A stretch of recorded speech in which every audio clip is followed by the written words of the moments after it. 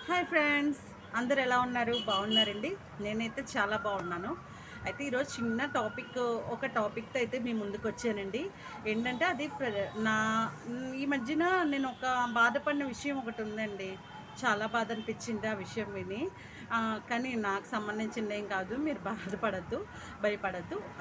అయితే ఒక ఫ్రెండ్, నాకు తెలిసిన వాళ్ళ అమ్మాయి, ఆ అమ్మాయికి ఏంటంటే చాలా ఇయర్స్ నుంచి పిల్లలు లేరు. పిల్లలు లేకపోవడం ఏంటంటే తెలిసిందే కదండీ మన సొసైటీ గురించి. ఎవరికేది లేదో చూసుకొని వాళ్ళు అదే అంటూ ఉంటారు. పిల్లలు లేని వాళ్ళ గురించి, పిల్లలు లేరని, ఏది వాళ్ళలో ఏది మైనస్ ఉందో చూసుకొని అదే వీళ్ళ ముందు ప్రస్తావిస్తూ ఉంటారు. గుచ్చి అడుగుతూ ఉంటారు. వీళ్ళని బాధ పెడుతూ ఉంటారు. అదొక ఆనందం అంతే. ఎవరి ఆనందం వాళ్ళది.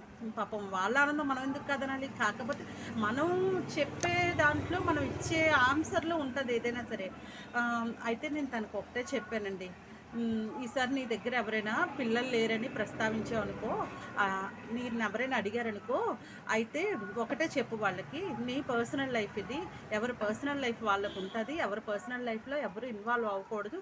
అది కరెక్ట్ కాదు కదా! అయితే మెడిసిన్స్ ఖర్చు కానీ, హాస్పిటల్‌కి తీసుకెళ్ళడం గురించి కానీ, ఎవ్వరైతే నిన్ను "ఏమ్మా నీకు ఇంకా పెళ్ళై ఇన్ని ఇయర్స్ అయింది, పిల్లలు లేరా?" అని అడిగారనుకో, ఎట్టి పరిస్థితుల్లో నిమిషం కూడా ఆలోచించకుండా నువ్వు ఇదే చెప్పు. ఇంకోసారి నీ జోలికి రారాళ్ళు. ఏం చెప్పానంటే, వాళ్ళు మెడిసిన్స్, ఇప్పుడు నువ్వు వాడుతున్న మెడిసిన్స్, హాస్పిటలు, టెస్ట్‌లు మొత్తం అన్నీ వాళ్ళనే చేయించమను. మెడిసిన్స్ వాళ్ళనే కొనమను. టెస్ట్‌లు వాళ్ళే చేయించమను. నీ బాగోగులు వాళ్ళనే చూడమను. నీలో లోపం ఉందా? మీ హస్బెండ్‌లో లోపం ఉందా? అది కూడా ఆహ్, టెస్ట్ చేయించమను. చూపించమని చెప్పు. ఇంకెప్పుడు దెబ్బకాళ్ళు నీ జోలికి రారు. అంటే నా మొన్నిచ్చిన వీడియోలోని నేను చెప్పానండి. ఎవరైనా అవమానించినప్పుడు తిరిగి వెంటనే రిప్లై ఇచ్చేయకూడదు. వదిలేయండి. కాలానికి వదిలేస్తే దాని పని అది చేసుకొని పోతది. కాలానికి చాలా మెమరీ పవర్ ఎక్కువ అని చెప్పన్నాను. దివ్య గారు ఏంటి ఇప్పుడు ఇలా చెప్తున్నారు అని అంటున్నారనుకోండి. కానీ మన మనసుని గాయపరిచినట్టు ఎవ్వరు మాట్లాడినా ఊరుకోవద్దు. కానీ అంటే కొన్ని పర్సనల్ అన్నది వైఫ్ అండ్ హస్బెండ్‌కి సంబంధించి ఉంటదండి. అందులో ఎవరు ఇన్వాల్వ్ అవ్వకూడదు. ఇన్వాల్వ్ అయితే మనం స్వీట్ వార్న్ అనేది వాళ్ళకి చెయ్యాలి స్టార్టింగ్. నెక్స్ట్ ఇంకా అది శృతి మించినాడు మన ఏ రేంజ్‌లో చెప్పాలో ఆ రేంజ్‌లో వాళ్ళకి బుద్ధి చెప్పచ్చు. హ్మ్.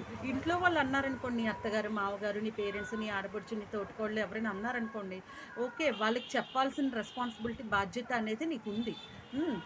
మీ ఇంట్లో వాళ్ళకి. బయట ఊర్లో వాళ్ళు సొసైటీ నరం నాలికమ్మ. 10 మంది 10 వాగుతూ ఉంటారు. తనకి ఇదే చెప్పానండి నేను. అవన్నీ మనం పట్టించుకోనవసరం లేదు. హ్మ్. బురద ఉందనుకో, ఆ బురద నుంచి పక్క నుంచి వెళ్ళిపోతేనే బెటరు. ఆహ్, కానీ బురదలో రాయేసామనుకో, అది మన మొఖానికే చిమ్ముతది కదా! అయితే ఇలాగా నీ రెస్పాన్సిబిలిటీస్ మొత్తం వాళ్ళని తీసుకోమను. నీకు పిల్లలు పుట్టేంత వరకు. పిల్లలు పుట్టిన తర్వాత కూడా వాళ్ళ పేరు చెప్పుకుంటానని చెప్పు అని చెప్పాను first point. Second point, important point ఏంటంటే, హ్మ్, ఎవరికైతే పిల్లలు లేరో 10 ఇయర్స్ అయినా, 15 ఇయర్స్ అయినా ఎవరికైతే పిల్లలు లేరో నువ్వెవరికీ రుణపడి లేవని చెప్పు మెయిన్. హ్మ్. అంటే రుణం ఉన్న వాళ్ళకే పిల్లలు పుడతారండి. వాళ్ళ రుణం మనం తీర్చుకోవడానికి మాత్రమే మనం పిల్లల్ని కంటాం. ఒకవేళ ఇన్‌కేస్ ఎవరికైనా పిల్లలు లేకపోతే వాళ్ళకి మనం రుణం లేవనే అర్థం. ఎవరికీ నువ్వు బాకీ లేవు. ముందు జన్మలో నువ్వెవరికీ బాకీ లేవు. రూపాయి కూడా నువ్వు బాకీ లేవు కాబట్టి ఈ జన్మలో నీకు పిల్లలు లేరు. అంతే. అంతేగాని అదేదో పిల్లలు లేకపోతే తప్పు, నేరం కాదు. తనేమి గొడ్రాలు కాదు. ఆ మాట అనేది చాలా తప్పసలు. మనం ఈ రోజున అంటున్నాం, రేపొద్దున మనమే ఆ ప్రాబ్లమ్ ఫేస్ చేయొచ్చు కదా! హ్మ్. అర్థం చేసుకోండి. ఓకే. బాయ్.